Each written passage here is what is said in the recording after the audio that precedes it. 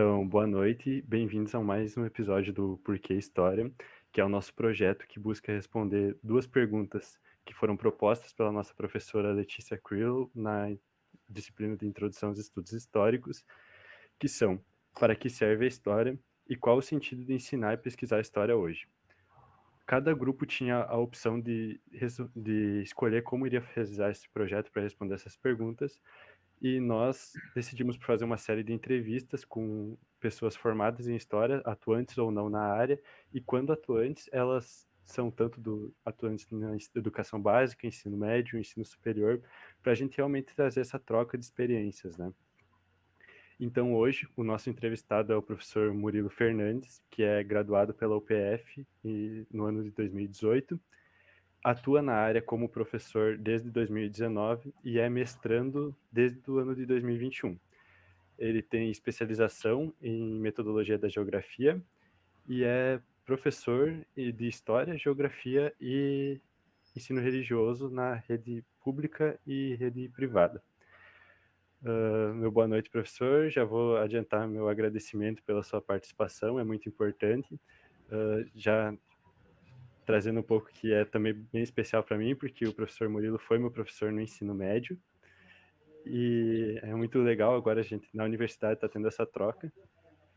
E já acho que partindo para suas considerações, primeiramente nessas duas perguntas, e depois a gente abrindo para uma conversa um pouco mais sobre a educação pública, sobre a importância do ensino de história na educação básica, no ensino médio, enfim. Muito obrigado por ter aceitado o nosso convite.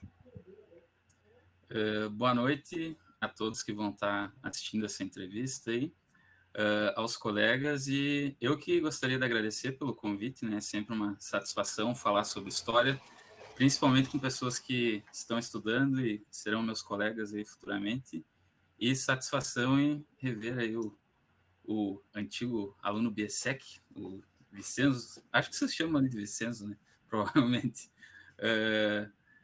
Foi bem interessante aí o último ano que a gente teve aula por causa da questão de pandemia lá e tal, voltando aquele modelo híbrido, depois presencial, né? Mas estamos aí hoje. A primeira pergunta era para que serve a história, né? Isso, para que serve a história? Pois é. Não lembro se foi nessa mesma disciplina, mas a gente teve um trabalho semelhante na faculdade, que era para fazer entrevistas com pessoas da área, com leigos, com pessoas que não conheciam. E a gente ouvia muito essa questão das pessoas de que a história servia para a gente conhecer o passado. Então, vinha muito, tanto de leigos, quanto de acadêmicos, quanto de atuantes. Né? A história serve para a gente conhecer o passado. Né? Aí tem essa visão das pessoas aí que já estão estudando há mais um tempo, né? Que a história serve para a gente conhecer os erros do passado, para a gente não cometer eles no futuro e tal. Vocês já devem ter lido em alguns autores aí sobre isso. Mas a minha percepção ela não é tão voltada assim para o passado em relação à história. Por quê? Porque eu acho que a história ela serve para a gente compreender o presente, a gente compreender o que está acontecendo agora, como a nossa sociedade chegou onde ela está, o que acontece, por que acontece, da maneira que acontece. Eu acho que para isso serve a história, para a gente, através dela, tentar compreender o que está acontecendo hoje. Então, para mim, é uma disciplina, uma matéria, enfim, que serve para a gente compreender o agora. Claro que olhando para o passado, né, estudando o passado com esse foco aí, tantos milênios aí de história, mas para mim, a meu ver, é para a gente compreender o que acontece hoje, né? Sim, na verdade a gente tem um debate bem grande sobre isso. Agora que a gente está no segundo semestre ainda, tem várias disciplinas que estão trabalhando essa questão, né, do para que serve a história, por que a gente tem que estudar a história. E realmente, tipo, a gente começa com uma percepção de que, é para estudar o passado, e quando a gente começa a conhecer os autores, começa a vir essa questão de entender o nosso presente, né? Não só conhecer o nosso passado, mas conhecer o nosso passado como uma ferramenta para entender o nosso presente e entender por que é assim, entender o nosso mundo, né? Então, eu acho que já estendendo um pouco mais essa questão, tipo, na sala de aula, você como professor atuante, como você tenta trabalhar essa questão de para que a história serve, ou ainda acaba ficando meio preso na questão dos conteúdos, né? Porque é uma coisa muito, acho, para o estudante, que principalmente lá no Tiradentes, quando eu estudei, o senhor, a gente tinha uma doutrina dentro do colégio muito forte para direcionar para o vestibular e o Enem, né? E a gente acaba passando um pouco disso. Ah, eu tenho que estudar história porque cai no Enem, ou porque cai no vestibular. Mas essa questão de para que ela serve realmente para conhecer o nosso presente, como é que está sendo tratado hoje na educação básica e médio? Pois é. Para começar, a gente que vai trabalhar com isso, a gente tem que se convencer que a história serve para alguma coisa, né? Porque eu não sei se vocês vão ter aí durante a jornada de vocês aí, mas eu durante o meu curso, durante várias vezes eu tinha esses dilemas aí de, cara, serve para alguma coisa, adianta para alguma coisa isso, além do meu conhecimento próprio, né? Além da minha satisfação própria. Para mim, claro que servia, né? Mas eu pensava, cara, eu quero contribuir para a sociedade de alguma maneira, utilizando a história, né? E eu pensava se tinha alguma maneira de fazer isso acontecer, porque eu percebi que as pessoas não tinham muito interesse. E na sala de aula não é diferente, né? Como o Vicenzo falou, eu trabalho em umas realidades aí bem diferentes, né? Eu trabalho na rede pública, na rede privada, e lá no Tiradentes, que é uma rede militar, é público, mas é militar, então é a parte, né? Em cada um desses lugares tem umas percepções diferentes, né? Por exemplo, na rede pública, que é a qual eu estudei, a qual eu trabalho, tenho minha maior carga horária, é mais difícil. Por quê? Porque a maioria do pessoal, não vou dizer a maioria, porque eu não fiz uma pesquisa embasada em dados sobre isso, né? Mas boa parte do pessoal da rede pública não pensa em fazer faculdade.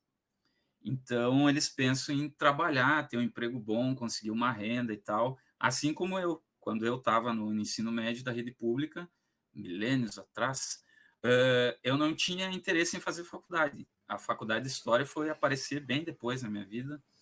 Eu queria trabalhar e fui trabalhar depois do ensino médio.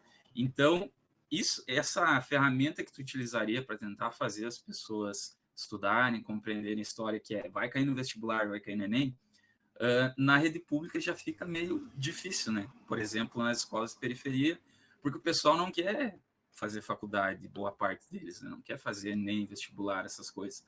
Então é bem difícil. E aí que entra essa parte do agora. Como é que eu trabalho na rede pública essa questão da história? Em vez de eu ficar estudando lá coisas de 2, 3 mil anos atrás, impérios, reinos e reis, eu começo partindo do presente. Partindo do presente, e aí eu tento ligar com alguma coisa do conteúdo que a gente está estudando para tentar tornar aquilo mais atrativo, para ver se através do atrativo, do recreativo, daquela bem aquela coisa de curiosidade assim de vídeo de YouTube, vídeo aula de YouTube, para ver se através disso eu consigo trazer eles para essa coisa da compreensão desse instrumento, da história como instrumento para compreender o agora e tal. E é complicado, né? Bem difícil, principalmente agora. Eu acho que nenhum de vocês deve ter pego aí. Não, com certeza não. A questão do novo ensino médio, né? No novo ensino médio, agora vai ter um período de história. Então, a gente está com cada vez menos períodos para fazer. Já era difícil antes, daí agora com um período vai ficar mais difícil ainda, né? Já na rede privada é um pouco diferente, né? Eles já vêm desde pequeno com essa cultura de estudar e fazer faculdade e tal. Então, só que lá é uma coisa bem mais conteudista, bem como o Vicenzo falou, é voltado para Enem e para vestibular. Então, coisas que não caem no Enem e no vestibular, não está na apostila, que as famílias pagam caro lá para os alunos ter. Se não está na apostila, não é válido estudar, porque pode tomar tempo do material que foi investido e tal. E também a famosa frase, não cai no vestibular, não cai no Enem. Então, por exemplo, assim, sei lá, a questão indígena, aqui da nossa região, aqui a questão dos escravizados, a questão dos movimentos sociais aqui da região sul ou de qualquer outra região, né? São coisas assim que não são tão frequentes. A gente pega, sei lá, a história da África, não sei quantos anos faz, mas é bem recente que está nos currículos escolares.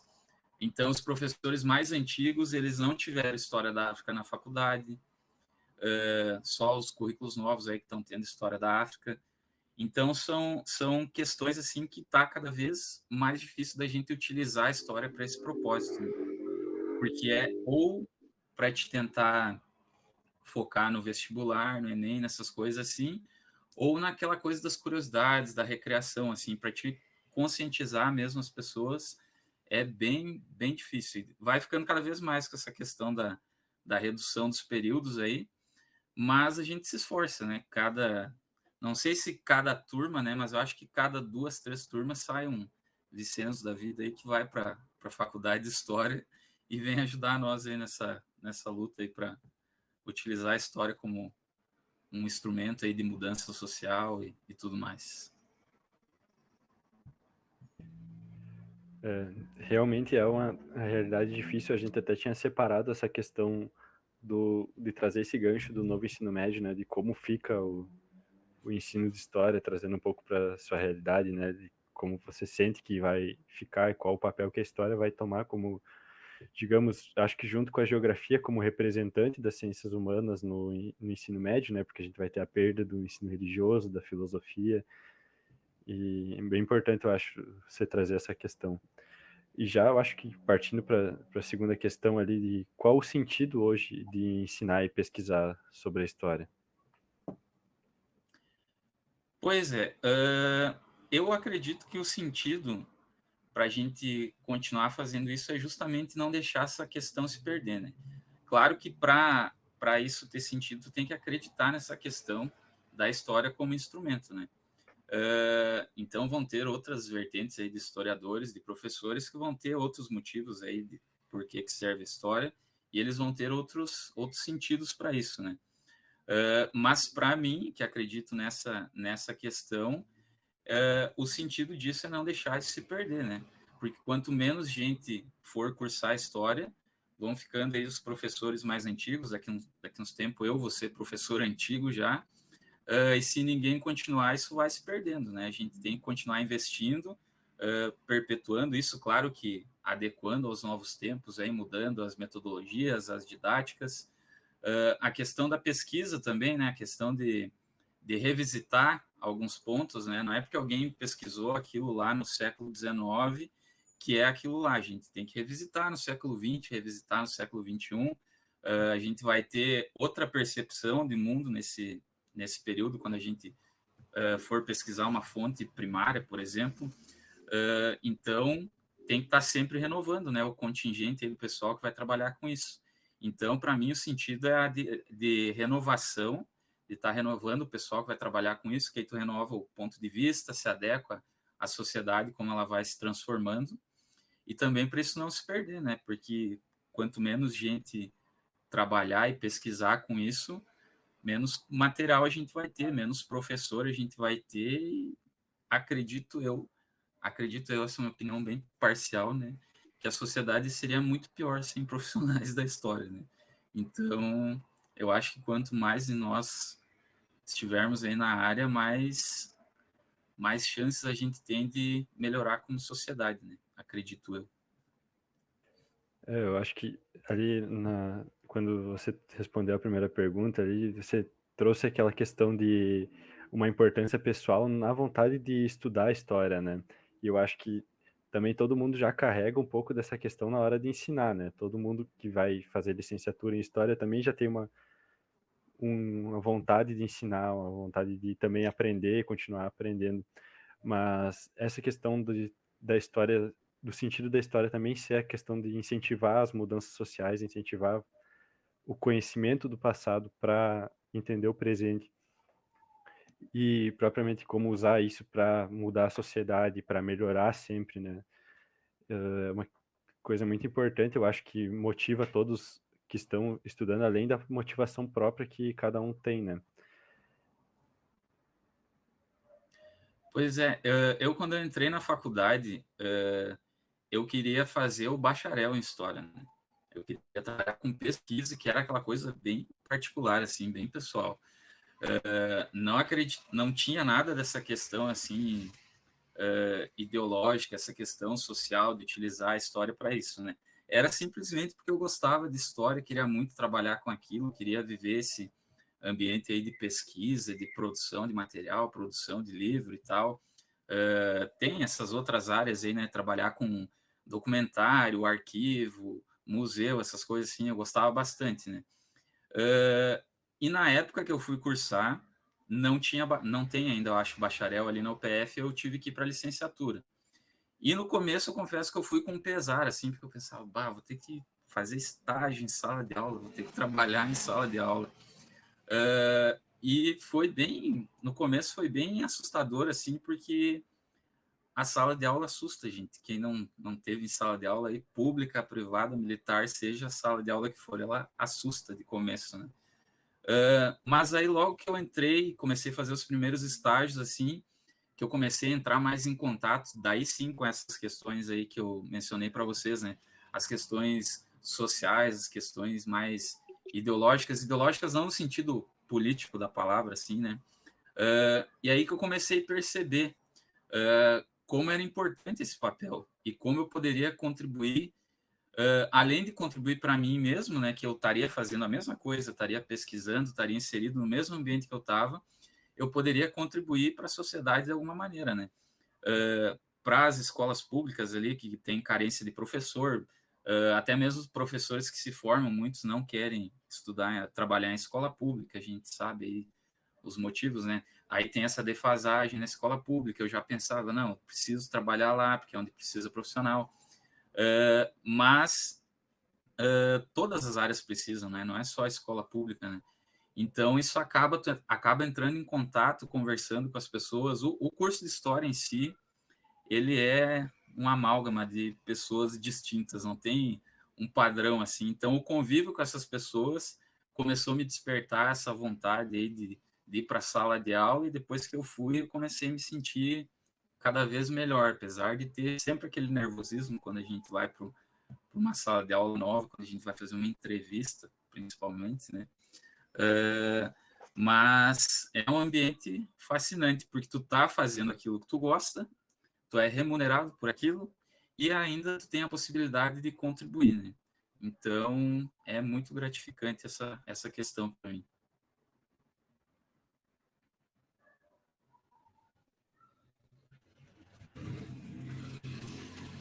Então, agora eu vou fazer a minha pergunta, que, assim, primeiro eu gostaria de te parabenizar pela resposta lá da primeira questão sobre o porquê de estudar história, porque eu nunca tinha parado para pensar nisso antes de começar a faculdade, para pensar mesmo, porque até na nossa primeira aula de terça, do professor Gerson Severo, ele perguntou para nós por que a gente queria fazer história. Daí eu comecei a pensar e, não tinha porquê, sabe?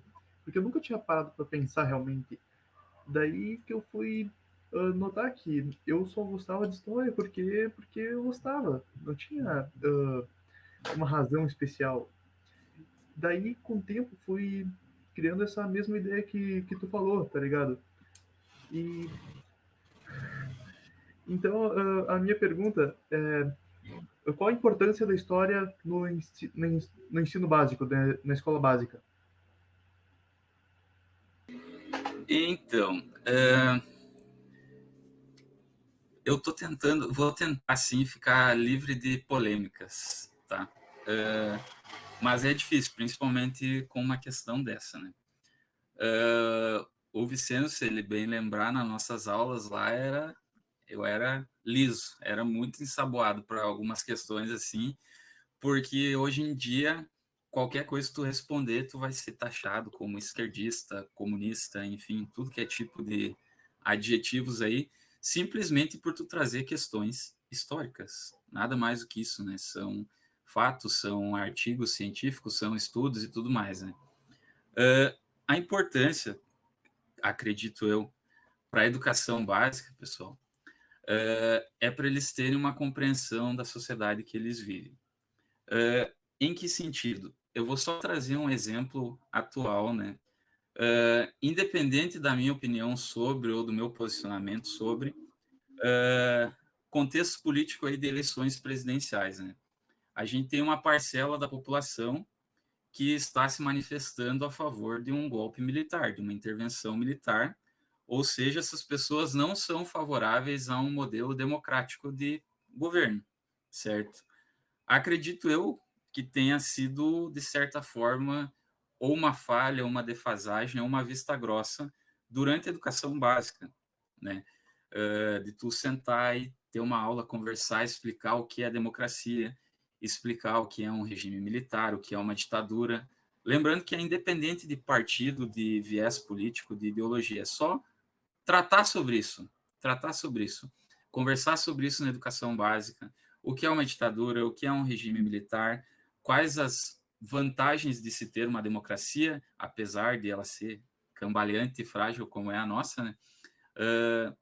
Coisas do tipo. Aí a gente volta para a questão aí da pandemia, por exemplo, movimento anti-vacina, movimento anti-máscara, coisas desse tipo, eu acredito que tenham sido falhas, defasagens, alguma coisa do tipo, na educação básica. Por isso que é tão importante a educação básica, a gente não se preocupar de trabalhar a história bem trabalhada, entre muitas aspas, né? Só lá no ensino superior, só lá na graduação, só lá a gente falar e debater sobre esses temas aí. A gente tem que fazer isso na educação básica. Por quê? Para essas coisas não acontecerem. Coisas do tipo pessoas pedindo por regime militar, por intervenção militar, não respeitando a democracia, não querendo vacinar os filhos, né? Até falando em vacina, teve essa questão da poliomielite lá e tal, que voltou porque tem os pais que não querem mais vacinar e tal. Coisas do tipo. Seguidamente, eu não sei vocês aí, mas na minha família ela é bem dividida politicamente, os meus amigos também. E daí tem a famosa frase: não se debate sobre política, não se discute sobre política. Eu fico, tem que debater, gente, porque é justamente por não debater que essas coisas estão acontecendo, que os ânimos estão tão acirrados, que as violências estão acontecendo por causa de política, né? Que não é bem política, né? Mas, enfim. E daí na escola é um tabu, né? Tu não pode falar sobre política. Escola sem partido. Tinha aquele movimento, aquele lema, né? Justamente por a gente não falar de política, por a gente não falar de partido político, que a situação está da maneira que está hoje, né? As pessoas não sabem o que é direita e esquerda e ficam dizendo que fulano é de direita e que fulano é de esquerda. Não sabem o que é comunista e não sabem o que é fascista e ficam se xingando de comunista e de fascista. Né, Vicenço? Lembra? Então, educação básica, pessoal, a gente tem que focar na educação básica. Não adianta depois, lá na universidade, no trabalho, no emprego, depois das pessoas, a gente querer falar sobre ciência, a gente querer falar sobre história. A gente tem que falar na educação básica, tem que começar lá. E como eu falei, tentar ficar de fora dessas questões político-partidárias, viés ideológicos, falar na nossa área, por exemplo, falar de história, falar sobre termos, conceitos, vertentes e tudo mais, para não estar o caos que está hoje em dia, né? Que tu não pode ir num almoço de família, que tu não pode ir num grupinho de amigos aí, sem dar alguma discussão, alguém falar alguma coisa muito errada, muito preconceituosa e coisas do tipo. E eu acredito que seja isso. Então, a gente focar na educação básica para essas coisas não se tornarem cada vez mais comuns e não terem tanta força que nem elas têm hoje.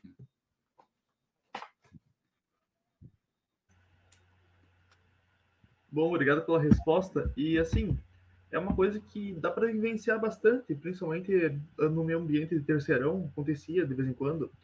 E, meu, eu não tinha muito essa noção quando comecei o curso. Eu fui ter conforme eu fui avançando. E olhando em retrospecto, eu me olho no passado e falo, bah, mas eu não sabia de nada do que eu tava falando. Da- Daí, né, eu agora tenho essa noção melhor de como estudar, de como ensinar história, de por que ensinar e tudo mais.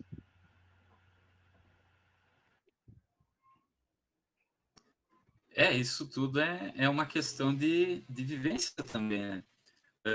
Muito disso, não sei no teu caso aí, mas muito do que eu aprendi foi da vivência com os colegas, com os eventos que tinha no curso, com os seminários, assim, vai além daquilo que a gente aprende em sala de aula, além da introdução dos estudos históricos.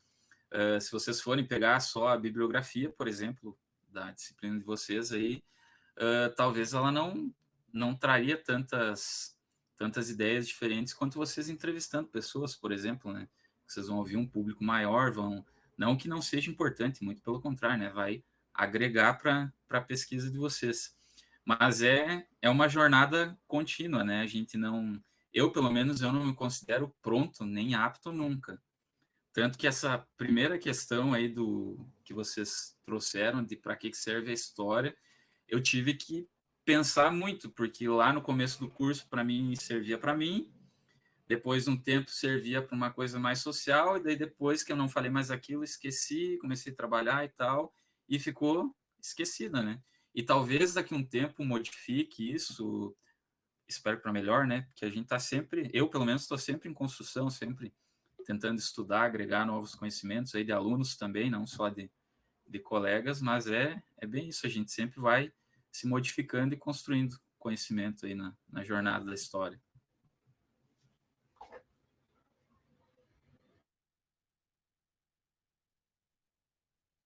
Bom, agora eu gostaria de perguntar, então, assim como o senhor falou anteriormente sobre a questão do novo ensino médio, como o senhor vê a importância de ensinar a história para o ensino médio, ainda mais agora com os períodos reduzidos? Pois é. Quando eu fiquei sabendo do novo ensino médio, eu fiquei feliz no começo. No começo. Por quê? Porque quando eu estudava no ensino médio, tinha muita coisa assim que eu olhava e pensava, cara, para que eu vou estudar isso? Não tem sentido eu estudar essas coisas assim. Por que a gente não aprende? É coisa comum que vocês devem escutar, ou já escutaram por aí também. Ah, por que a gente não aprende a declarar imposto de renda na matemática em vez de ficar aprendendo Bhaskara? Por que a gente fica aprendendo data e nome de político em vez de aprender sobre democracia, por exemplo, sobre sistemas de governo e tal, né? Então, a proposta do novo ensino médio era essa, né? Eles iam trazer essas trilhas do conhecimento aí para agregar essas coisas, né? A exemplo da matemática, daí teria matemática financeira, outras áreas lá na biologia teria a área da saúde e tal, e daí nas humanas teria essas áreas mais para debate, para falar de direitos humanos e tal, né? Que inclusive é outro tema polêmico, olha só, tipo, falar de direitos humanos é polêmico no contexto atual, né? Mais uma questão lá da educação básica. Aí quando veio a lista, assim, que eu vi, me deu um certo desespero. Por quê? Porque, cara, caiu para metade os períodos, né? Às vezes até menos em alguns casos aí, por exemplo, os colegas aí da filosofia e da sociologia, eu acho que no terceiro, no segundo, nem tem mais ensino religioso, vai ter no primeiro só, e para nós vai ficar um período, um periodinho, vai ter dois, eu acho, agora não lembro se é no primeiro ou no segundo ano, e aí não tem como não pensar nisso, pelo menos particularmente para mim, né? Qual a intenção dessa redução, né? A quem contempla isso? Contempla os professores? Eu, quando eu vi, eu não gostei, né? Não me contemplou, não me agradou, muito pelo contrário. Aos meus colegas aí, como eu trabalho em mais de em áreas diferentes, pública, privada, militar, eu não lembro de ter nenhum colega que ficou contente com isso. Os alunos ficariam contentes? Também não. Eles até agora estão sem entender direito o que é, como funciona, o que tem que fazer. Eles estão mais preocupados, na verdade, porque algumas turmas vão ter aula de tarde nas outras redes aí e tal. E daí eu fico pensando, eu já tinha uma dificuldade muito grande de cumprir com o cronograma dos conteúdos. Por quê? Porque, gente, né, é bastante coisa, né? A gente pega aí do primeiro ano do ensino médio até o terceiro, a gente vem lá da pré-história, lá das primeiras civilizações, lá do nomadismo aí, e a gente vai até a sociedade atual, né? Então, são o quê? 6.000 anos de história, praticamente. E daí tem a questão das regionalidades, né? A gente abrangeu todos os continentes, né? Um pouquinho de história da África, um pouquinho de história da Ásia, um monte de história da Europa, né? O eurocentrismo até não poder mais, né? A questão das Américas e tudo mais. Já era difícil com 2 períodos, mas eu já tinha me adaptado, né? Aceitado, né? Tudo bem. Linguagens exatas aí são quem manda a sociedade. Os políticos julgaram como mais importante isso, ok. Só que diminuir para um período, gente, eu não sei o que eu vou fazer ainda direito com isso, né? o período. Vai ser nas escolas aí que vão cobrar Enem vestibular, que eles dizem na ementa deles, na filosofia, sei lá, da história da escola. Temos que seguir, focar no Enem, no vestibular, a gente vai, infelizmente, pegar essas matérias que caem no Enem no vestibular, né? E aí vai ficar muita coisa de fora. Na rede pública, a gente tem que seguir a BNCC também, mas a gente tem uma liberdade um pouco maior de selecionar os conteúdos e tal, da mesma maneira, né? Como eu acredito que a educação seja uma das áreas principais aí para a gente melhorar como país, eu quero que o pessoal da rede pública vá para a universidade também, né? E para o pessoal da rede pública ir para a universidade, eles precisam fazer vestibular e Enem e concorrerem com o pessoal da privada. Então, eu não vou trazer outra matéria, outro conteúdo diferente. Eu vou ter que focar no Enem, focar no vestibular, e esses outros temas aí vão ficar, não sei para quando, para as trilhas aí, se a gente tiver a oportunidade. Então, eu não vejo com bons olhos essa nova versão aí do ensino médio. Tudo bem que é bastante recente ainda, a gente nem completou um ciclo ainda, né? Tem escolas que estão implementando agora, recém isso, mas só lá pela proposta já, né? Daí os alunos vão ter a oportunidade de escolherem as áreas que eles vão querer atuar e tal, né? E aí, tipo, eu não sei, eu não vejo que os alunos vão em massa, assim, escolherem as ciências humanas, escolher sei lá, direitos humanos, que nem eu citei, que é uma trilha que me veio à mente agora. Cidadania, questão de cidadania também tem. Eu não vejo eles indo escolher essa área. Eu vejo, por exemplo, nós aqui, né, que futuramente trabalharemos com isso, né? Mas eu não sei quais foram as intenções, a quem agrada o novo ensino médio, mas eu vejo de maneira bastante complicada, bastante crítica, ter um período só para te trabalhar conteúdo e para te trabalhar essa questão social. E uma coisa que eu gosto de fazer bastante nas minhas aulas é promover debates. Vocês devem lembrar aí, alguns às vezes até saía briga, discussão, mas eu acho que é a partir disso que a gente organiza as ideias aí, traz o conhecimento para fora, vê a opinião do outro colega, aprende a ouvir alguém com visões e opiniões contrárias à da gente. Então, como que a gente vai fazer, por exemplo, trabalhar conteúdo de Enem de vestibular, trabalhar aí pautas sociais, pautas humanitárias e tal, e promover debates e fazer avaliação, sabe? Tudo isso, as trilhas ali do conhecimento vão suprir as áreas ali que os alunos... E se eles não escolherem? E se eles escolherem só, sei lá, ciências da natureza, se eles só escolherem linguagens? Daí eles vão ficar sem, tipo... Eu não vejo isso com bons olhos, né? Claro que, como eu disse, que eu estou sempre em construção, sempre em mutação. Pode ser que quando eu completar esse ciclo, ou daqui a alguns anos, eu veja um sentido, que isso mude, que isso ajude, mas por enquanto eu não vejo com bons olhos, infelizmente.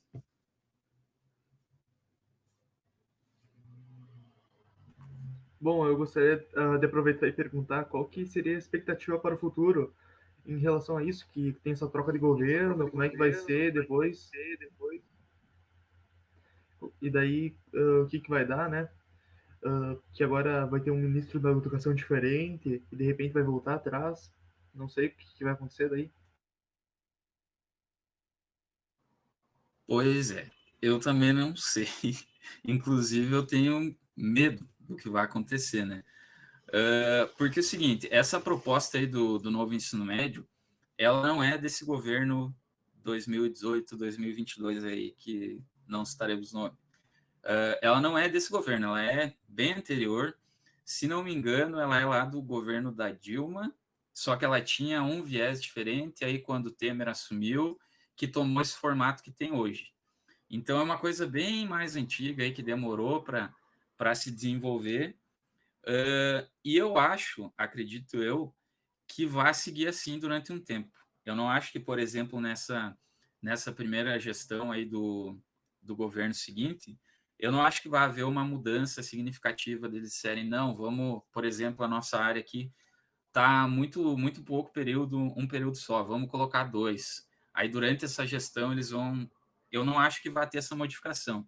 Pode ser que durante esse governo, durante essa gestão, com ministros da educação que sejam da área da educação, talvez eles percebam, escutem pessoas da área da educação que está tendo ou não tendo resultados, enfim, e daí talvez para uma próxima gestão, se continuar o mesmo governo, o mesmo ministério, enfim, haja alguma mudança. Mas eu acho que não vai ter, porque a gente vai precisar fechar esse ciclo desse novo ensino médio aí. Por exemplo, o Tiradentes ali, que era a escola que o Vicente estudava, agora que vai começar valendo, né? O ano seguinte agora, que entra o novo primeiro ano, ele já vai entrar 100% nesse modo aí do novo ensino médio. O primeiro ano de agora não tinha 100%, era mais adaptado para o modelo passado, mas ele vai ir para o segundo já no novo ensino médio. Então, a gente vai ter que esperar terminar, fechar esse ciclo aí do terceiro ano e esperar ver os resultados aí, né, desse ciclo, se foram bons, se foram positivos, e ver o que vai ter de mudança. Então, eu acredito que só na próxima gestão, daqui 5 anos, no caso, né, na próxima gestão, que vai haver uma mudança significativa, né? Não sei se para melhor ou para pior, ou se vai... Mas eu acredito que não vai continuar assim. Ou eles vão fechar cada vez mais, ou eles vão fazer uma mudança, mas eu acho que só na próxima gestão.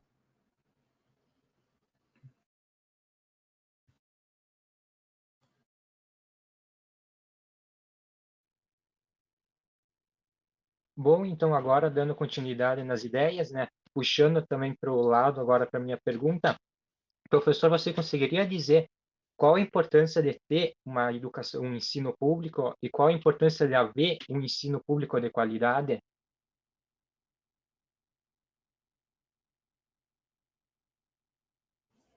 Pois é. Essa também... Eu fico falando, pessoal, em questões polêmicas aí, porque eu vivencio essas coisas dia a dia, né? Eu tenho que lidar com pais, aí, com coordenações e tal.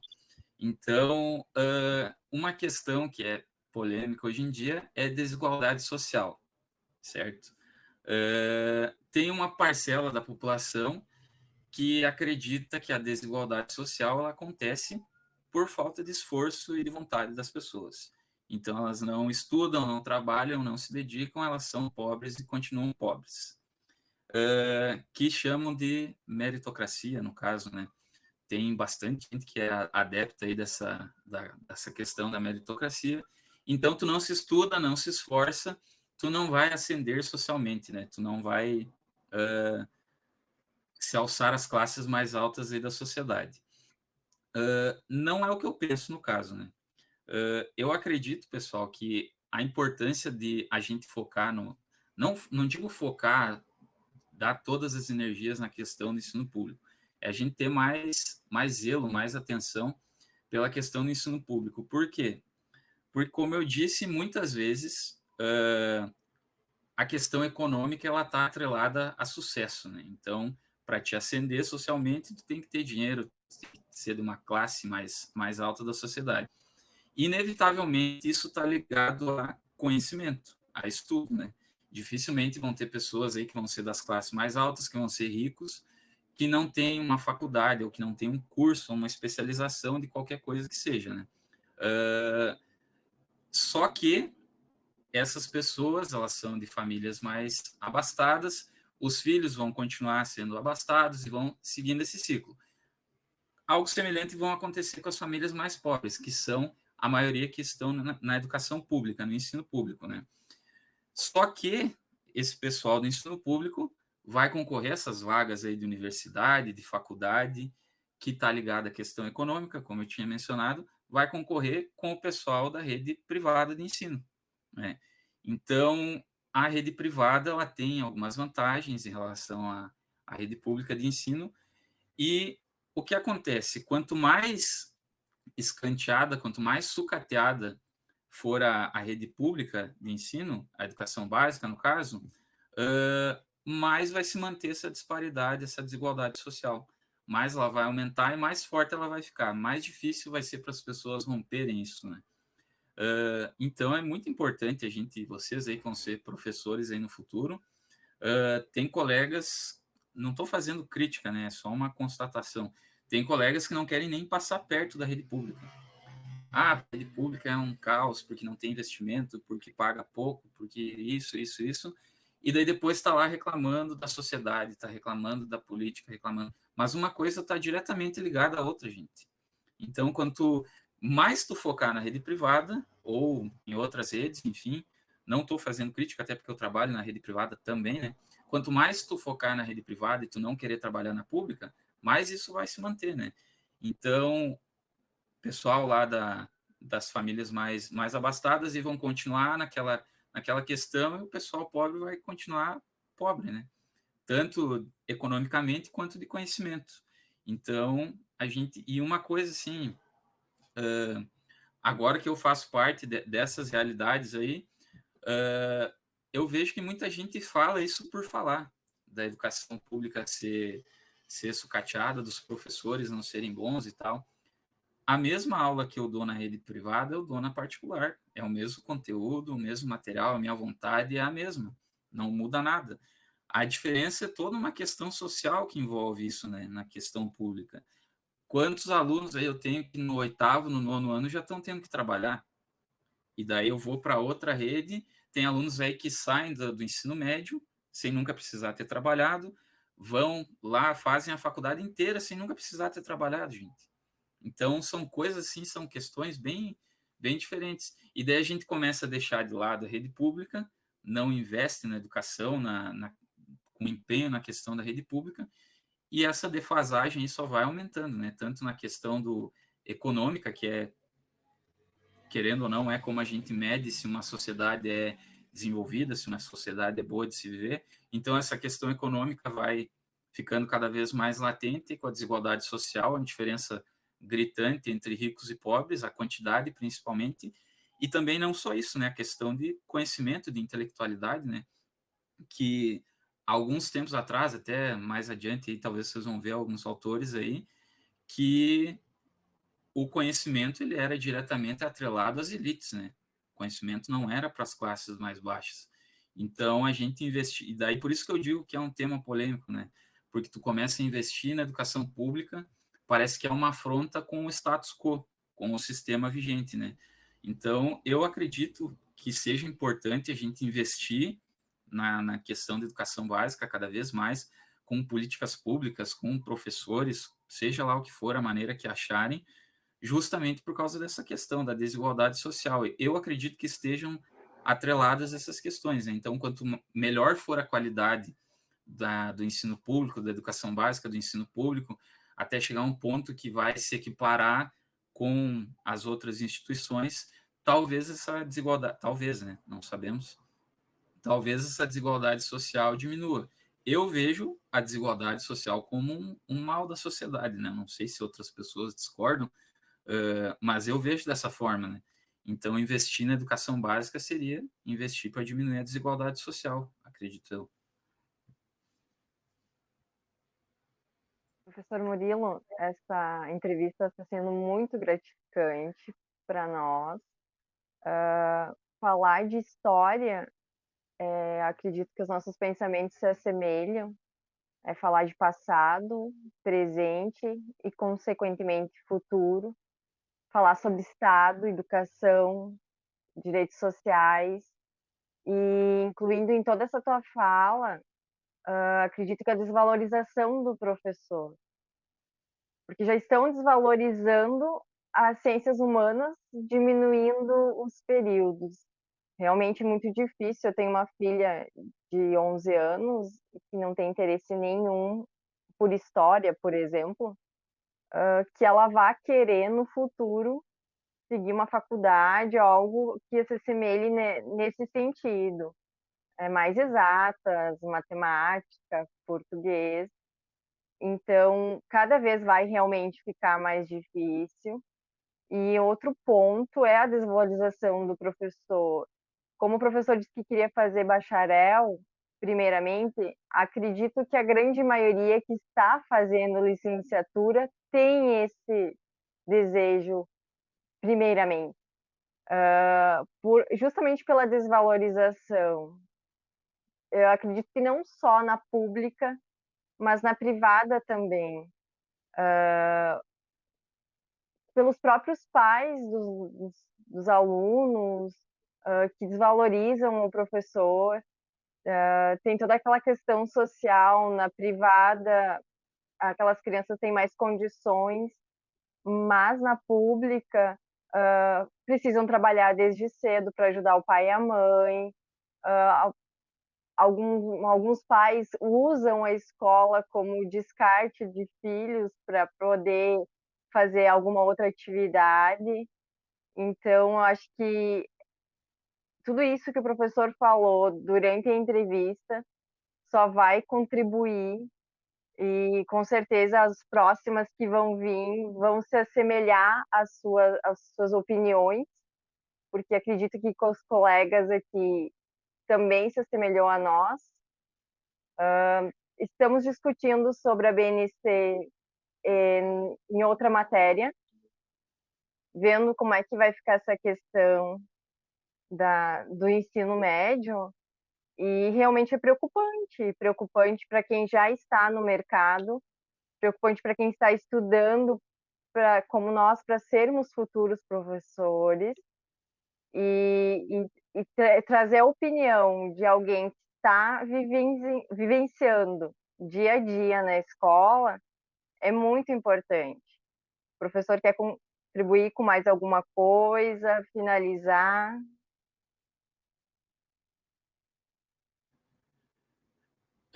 Aproveitando que tu mencionou sobre isso, sobre a entrevista aí, cara, eu que queria agradecer muito isso, porque essas questões que eu estou falando aqui com vocês, eu não tenho oportunidade de trazê-las em sala de aula, por exemplo, né? Tanto por essa questão de vencer conteúdo, questão de cartilha das escolas aí, e nem de conversar com os colegas, né? Porque a gente acaba aí, correria de trabalho, não tem oportunidade de trocar ideias sobre isso, né? Então, é muito gratificante falar com você sobre isso. Acho que a última falinha, eu não sei se alguém tiver mais alguma pergunta, alguma coisa para falar, sobre essa questão da desvalorização do professor. São várias questões aí que envolvem essa questão aí da desvalorização, né? A questão da desvalorização financeira, não sei se seria sobre isso que vocês estariam falando, ela é o seguinte: como é um funcionário público, né, e eles têm uma quantidade muito grande de funcionários públicos, uma quantidade muito grande de professores, então, não que eu concorde, né, mas é natural que a questão salarial tenha que ser mais baixa, né, para a máquina estatal conseguir pagar todo mundo. Então, é uma coisa, como eu estou dizendo, né? Cada um julga da maneira que quiser. E o Estado, enfim, a sociedade julga que vale mais a pena pagar mais caro para, sei lá, para juiz, para vereador, para deputado, para policial e todos esses outros cargos, do que pagar para professor. É a escolha que a sociedade tem, que os políticos têm. Então, essa questão da desvalorização social, acredito que seja por isso, pela questão política, pura e simplesmente política, né? E não difere muito da questão da escola privada, né? Não é tão chamativo assim. Mas o que acontece? Eu vejo a minha jornada em sala de aula aí da educação básica como uma jornada, não como um fim. Eu não quero ficar, sei lá, até os 50, 60 anos em sala de aula de educação básica. Eu quero ir além, né? E além que eu digo aí, já comecei a fazer mestrado, depois, sei lá, se vou ter coragem de fazer um doutorado, mas ir para uma universidade, que é um passo a mais, né? E lá, sim, eu sempre falo, tem algum... Eu acho até que eu falei essa conversa com o Vicente já, que no primeiro dia de aula eu sempre pergunto o que o pessoal quer fazer depois do ensino médio e tal, e ele falou, eu quero fazer história, bem feliz, assim. E eu não lembro se eu falei, se eu botei as mãos na cara, assim, alguma coisa, tipo, não foi muito positiva a reação na hora, assim, né? Foi, né? Foi mais ou menos assim, né? E daí, com o tempo, eu fui me domesticando quando os alunos vêm falar que querem fazer história. A valorização, ela virá quando a gente chegar na universidade. Lá, sim, não vou dizer para vocês perguntarem para os professores aí, mas na universidade a gente ganha bem melhor, né, do que na educação básica. Mas é etapas, né? A gente sai da faculdade, pega a cancha, pega a experiência, contribui para a sociedade, como eu estava dizendo, na educação básica e depois vai adiante, né? Educação superior, ensino superior, cursinho também tem aí, enfim. Mas essa, acredito eu, que nem seja a pior das desvalorizações, né? Para mim, a pior desvalorização é de tu não ser reconhecido, de tu não ter importância. Coisas assim, um exemplo tosco, mas é um que me veio na mente agora. Se um médico fala alguma coisa, não vai vir uma pessoa lá e dizer, não, não é assim, não é, a minha opinião é diferente, não é assim, eu vou fazer diferente o tratamento aqui. Ou eu vou fazer essa cirurgia. Isso não acontece, né? Isso não vai acontecer também na área das exatas, por exemplo, na área da engenharia, lá o engenheiro vai vir uma pessoa, um leigo lá e dar opinião sobre como construir o prédio, enfim, nem sei o que falar sobre essa área. Agora, nas humanas, gente, quando tu pegar o fôlego para falar, já vai ter alguém querendo te contrariar, querendo anular o que tu está dizendo. Então, é uma luta constante. Essa desvalorização que eu acredito que seja a pior, sabe? Mas eu acredito que com o tempo a gente vai conseguindo. O que acontece? Opinião minha, né? Não sei se é a realidade. Muitos professores, eles vêm com a bagagem, com a experiência, com o conhecimento deles, e quando alguém contraria aquilo, a primeira reação do professor é tipo corrigir, dizer não, você está errado, não é assim e tal, em vez de ouvir por que a pessoa pensa aquilo, por que ela... Isso eu estou trazendo para o contexto atual, né, no caso. E isso acaba, em vez de tu convencer a pessoa, acaba tu alimentando mais ainda aquilo que ela pensa, né? Então, só trazendo um exemplo aí de sala de aula que é muito corriqueiro, é alunos assim fascinados com o nazismo, né? Eles têm uma fascinação com o nazismo que eu fico assustado, né? E o que acontece? Eu lembro que na minha época o que acontecia, o professor quase brigava com alguém, né, que falava sobre isso, né? Quando acontece comigo eu fico, tá, cara, por que tu gosta disso? Por que tu quer? Por que tu admira isso? E tu começa a questionar a pessoa em vez de reprimir, porque se tu reprime ela vai só alimentar aquilo e vai descarregar de outra forma. Então, isso vai... Por exemplo, o professor me contrariou em sala de aula, não gosto dele. Daí ele vai para casa e fala para o pai não gosta do professor, e daí vira aquela desvalorização familiar que vai para desvalorização social, né? Então, principalmente hoje, né? Hoje a gente não é mais o professor aquele detentor do conhecimento, o professor a voz da razão, né? Por quê? Porque o conhecimento ele está aí, né? É um clique de acesso, né? O aluno, o que a gente está trabalhando em aula ali, o aluno pode ver no Google, no celular, em qualquer lugar. O nosso papel é justamente mediar essas coisas, né? É trazer isso para debate, é trazer opiniões diferentes, fazê-las se confrontarem, trazer aí sim argumentos, né? Ele vai dizer, sei lá, nazismo, olha, coisa que a gente escuta, nazismo era de esquerda. Daí tu vai lá, briga com o aluno lá, não, tu é burro, tu está falando bobagem e tal. Ele vai continuar pensando que nazismo é de esquerda. Agora a gente traz assim, tá, o que é a esquerda, cara? Tu sabe o que é a esquerda? Tu sabe o que era o nazismo? Vamos falar sobre isso, vamos debater aqui, vamos conversar e tal. É uma coisa assim que vai muito vagarosamente. No começo, assim, eu sinto que eu era bem mais desvalorizado. Hoje em dia eu já tenho um pouco mais de respeito, de valorização dos alunos, dos pais, mas para mim esse é o pior tipo de desvalorização, que é o da sociedade, né? Professor de história, comunista, esquerdista, já nem querem papo, nem querem conversar e tal. Esse é o pior tipo de desvalorização, né? E daí tem a questão aí que a Suelen falou dos pais aí que vão na escola e tal, e fazem tumulto, e questão de reprovação, e tem que aprovar e não reprovar e tal.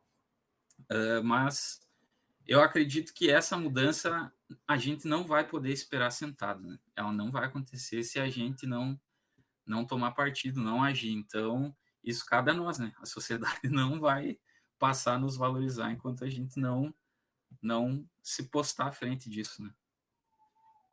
Eu vou fazer um comentário em relação ao seu exemplo. Eu sou uma dessas alunas. Lá no passado, quando eu estava no ensino médio, eu tinha muito interesse pelo nazismo. O meu avô, um deles fugiu na época da guerra, veio se refugiar no Brasil, o outro lutou na FEB, e eu tinha muito interesse em resgatar essa minha história da minha família, tentar entender o porquê fizeram toda aquela crueldade. E se você fosse questionar, mesmo que você questionasse contra o nazismo, falar sobre o nazismo era um pecado, uma injúria. Meu Deus, você não podia falar, você não podia questionar. E foi um dos grandes interesses que eu tinha e tenho na história. É o que eu quero dar continuidade, aquele meu interesse lá de trás, resgatar essa história. E pensando como professora, realmente abrir espaço para debater, não reprimir. Porque ao mesmo tempo que você não quer falar, quer silenciar esse passado por dizer que é errado, algumas crianças vão se incentivar a adorar de forma errada, a achar que aquilo foi legal, que foi bonito. Então, nada melhor do que abrir um debate, conversar, querer saber por que a criança tem interesse naquilo, né? Como eu, por exemplo, que era algo assim muito particular, e porque eu queria entender o sofrimento da minha família, que também se silenciou por muitos anos e não falava. Eu lembro que meu avô foi começar a contar coisas da guerra ali no finalzinho do ensino médio, que ele começou a ver o meu interesse, que ele começou a contar o que aconteceu com a família. Então, às vezes, dar essa abertura é o que o professor precisa trazer para as crianças investigar, pesquisar, criticar, porque né, nada mais do que você conhecer todos os lados da história. Sei que não é possível, mas a grande maioria, para fazer a sua forma crítica, não só nisso, mas em tudo na sua vida.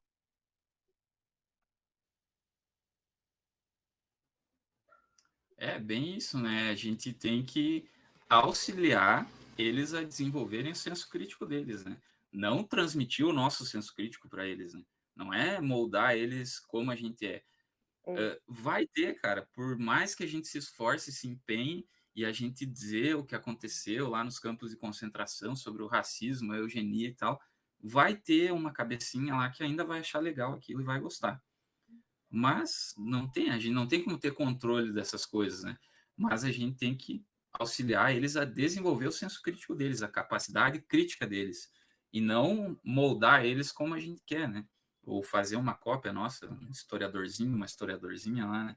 Tem que desenvolver, estimular o debate, mas sempre, né, como eu disse, trazer essa questão do argumento, da cientificidade das coisas e tal, né? Não só opinião. Só que aí que tá mais uma coisa, né? Como é que a gente vai vencer a opinião, o achismo, se a gente não debate com argumento e tal, né? Então, é um trabalho duro, pessoal, se preparem. Muito obrigada, professor. O nosso grupo agradece de Obrigado, coração. professor. Foi uma grande contribuição e esperamos nos encontrar novamente por aí.